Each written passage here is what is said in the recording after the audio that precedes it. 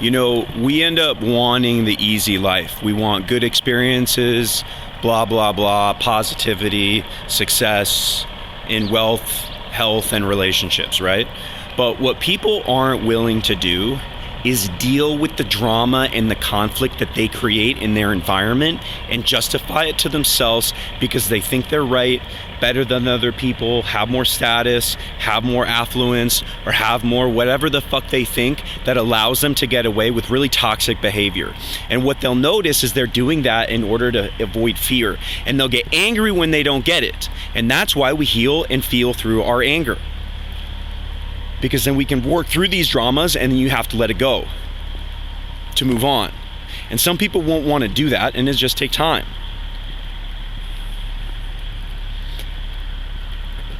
Kundalini will help your life expectancy. And right now I'm thinking it's like, oh yeah, I forgot about that. Like Kundalini ended up entering my sexual energy and it's like, I have orgasms that are probably about 50x. Like my orgasms are so powerful that I forgot about how powerful they are. They're extremely powerful. I had an experience with a girl last summer where our hearts connected. Like I felt my heart meet hers physically. Our hearts touched physically. It wasn't a psychological response that I knew about. I didn't try to do it. I didn't try to control it. It just happened naturally. And it makes me really wonder, like, what else is possible? And all of this happens through healing anger. If you have anger in your body, you're going to die sooner. If you have anger in your body, you're not going to understand your relationships. If you have anger in your body, you're going to basically be a dumb person. Basically, you end up being really stupid. So it affects your intellectual processes and it affects your ability to do research because you're ended up doing it along the lines of your ego and along the lines of your anger, and you're not aware of the fact that you're really unconscious. So it ends up just messing you up really bad. And so it's like health, wealth, relationships. So much of life is relationships. Like there's so much I didn't see, you see. There's so much I didn't know. Like it will help you be aware of things and it will help you develop in a way where you're going to have more positive relationships in your life when you choose to have them. And it's like, it's all good. Like it's all great. But if you don't deal with that, then you end up having a lot of conflict in your relationships. Right now I'm dealing with a lot of turmoil because I bumped into someone the other day and I'm noticing that they have energy with someone.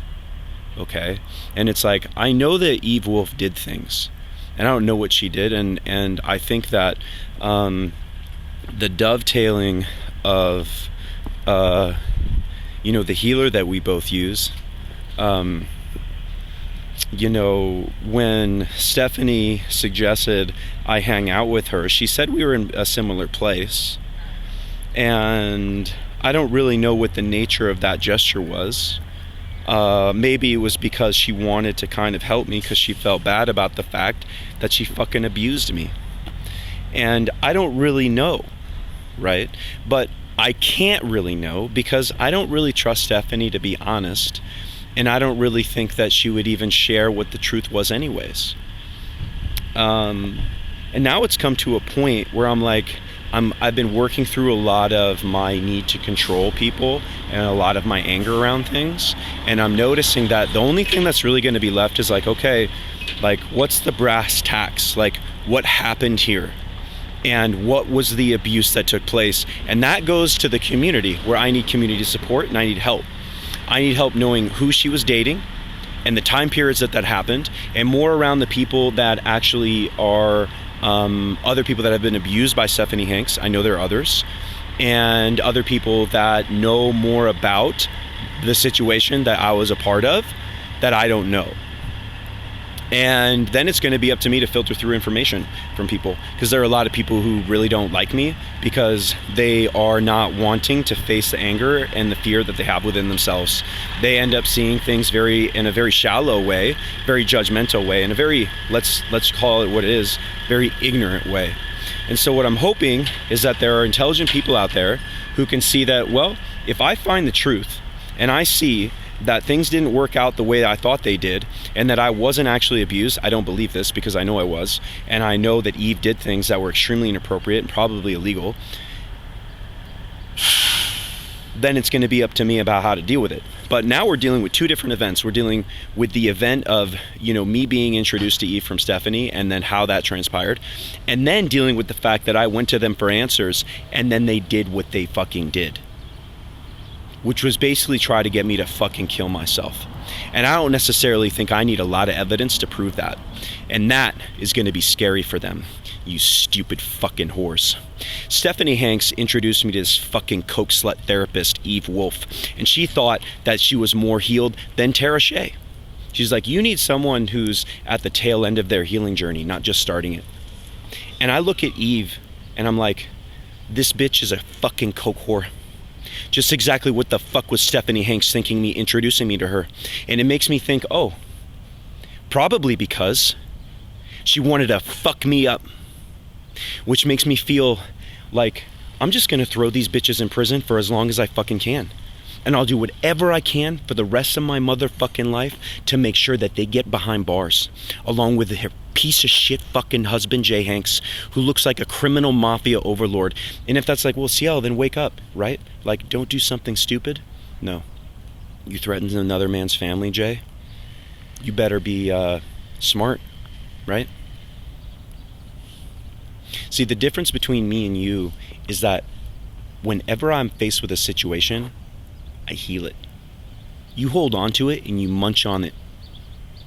When I went to see you, you were trying to dunk on me. You're trying to fuck with me. You try to fuck with people. You're a coward. And you're intellectually dishonest. And you guys have all your little fame fuck yous from Beyond Reiki and think you're amazing when you don't even do any of your fucking healing work. You're deeply suppressed, you're karmically imbalanced, and you contributed to this situation far, far, far more than you're probably willing to admit to yourself. And you probably allow Stephanie to take the blame. Was it her idea to get a witness? Or was it yours? Where'd you find her, on Craigslist? You guys decided to take this to a legal route. You guys were like, oh, Jay, you couldn't have survived what I did. You don't have the strength. You don't have the strength of character. You don't have the strength of study. You don't have the strength of mind. So what you do is you choose to try to abuse people. I'm getting in touch with other healers, other psychics. And we'll see what happens. Quite frankly, it's not looking so great. If I find out that Kyle was sleeping with Eve while I was basically fighting for my life, and then she's like, oh yeah, I love you, and meanwhile she's just like, piece of shit fucking junkie, I'll get to the truth. And if I don't, then maybe someone else can do it for me. Because when the truth comes out, I won't know, right? There are other people that have understandings of this. And people like to give me glares, and it's like, dude, you're an idiot. Heal your fucking anger and face yourself. You don't know me well enough to judge me at all. If you have an opinion of me, you need to dispel it, because you don't know what a Kundalini being even is. Or do you? You dumb twat.